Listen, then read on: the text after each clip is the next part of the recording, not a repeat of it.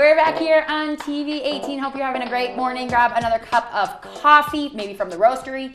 If you want, we're hanging out with Scott here. Hernando's Pizza, tell me about it. Do you like it? Yeah, who doesn't? Right? This segment's brought to you by them. Have you had their wings? I have had their wings. They are my favorite. Captain Spongefoot, I believe. I guess so. Yeah. Blue cheese and deliciousness. They bake them. That's their secret. Sorry, I shouldn't have said that, but that's their secret. So that makes them a little healthier. Then, right, hopefully. It does. I know, that's why I like them probably. Yes. But Hernando's is such a great place. So anyway, we're jumping back in, talking about the Fraser Valley Recreation District. Right? Is that correct? So many words. I know. Master plan. So your last master plan was 16 years it took to do and then revise. How does the new one work? Is it going to be that long or 10 years or? You know, I think the master plan, typically they identify both short and long-term projects. I would say the time frame, typically the shelf life of a master plan is somewhere between, say, 10 and 12 years, probably.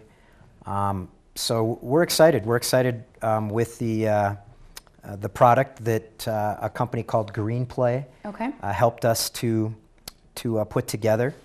They were the same company that was involved with the Graham Profile, which was a countywide effort locally here to understand our demographics a little better. So I think there was some synergies that helped us with that. We had worked with them in some consulting opportunities in the past also, so we had some familiarity with them. But great stuff. You know, I mentioned the refrigeration project, which is a high priority.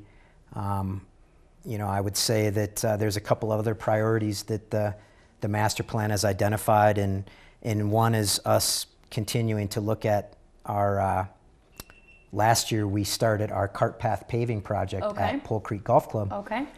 We were able to do the 3 holes, the number 1 on each of the 9-hole courses. And we've got, we're looking at continuing that phased approach and hope that we can make that happen in a relatively short time period. Right. Is that something that you have to be closed to do? Do you just have a path that is off of the original one and then you can pave it while people are still going on that? We were actually able to keep the course open last week because the fact that we have 3 different 9s gives us some flexibility. We can look at which days are going to be best to impact as few golfers as possible. And if any of you folks got a chance to get out there in 2016, you'll certainly notice that that has helped to improve the experience out there. Awesome. So trying to get all of the holes covered. Yes, cool. That is certainly another goal of the master plan and the organization. That's awesome. Some wish list items on the master plan? Yeah, you know, there was a lot of things that were identified. There was a great community engagement process throughout this whole planning process. In 2015, 2014 and 15, we did a community needs assessment to where we reached out to the community. We engaged locals in focus groups. We did a statistically valid survey. Nice.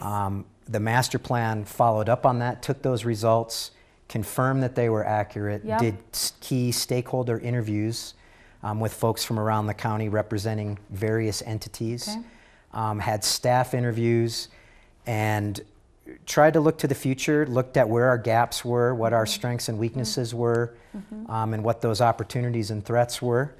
And a couple of things that are exciting, besides the couple that I mentioned, one thing that was clear from many of our community members is that although the rec center has filled a lot of needs, there's still a lack of indoor space in the wintertime up here. As you know, the winters can get a little long. Yes.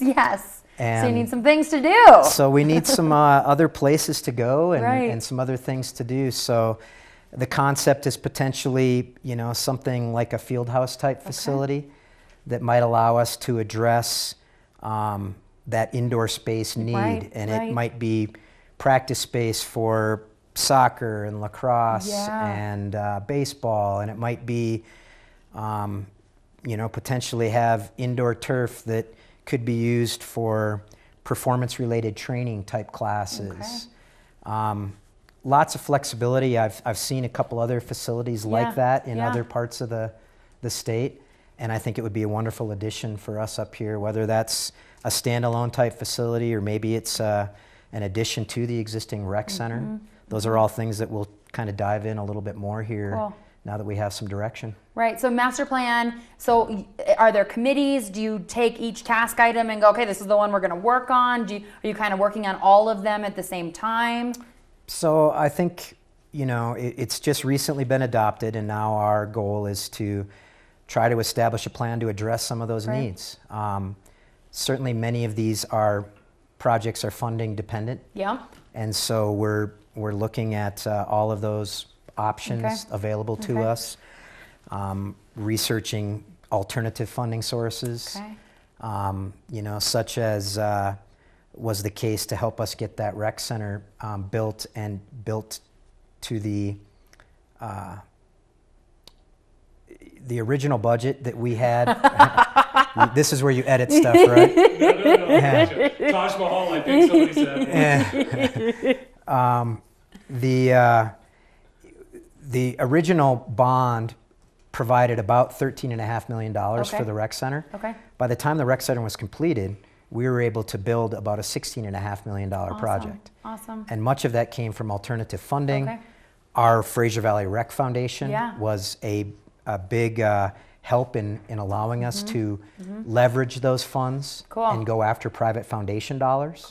And we'll continue to look to them to help with things like the refrigeration. We're going to talk a little bit more about that after our break. So good, cool. Well, really great things happening.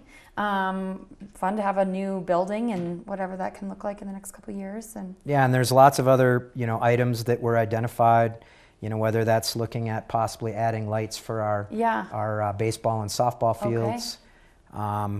There's looking at possibly paving the parking lot at the sports complex. Some of them aren't as exciting. Maybe, no, a paved parking lot is excellent in this county. Yes. We're going to take a quick break. We're going to be back talking about other things in the Fraser Valley Recreation District with Scott when we come back. Don't go anywhere. We're hanging out here on TV 18.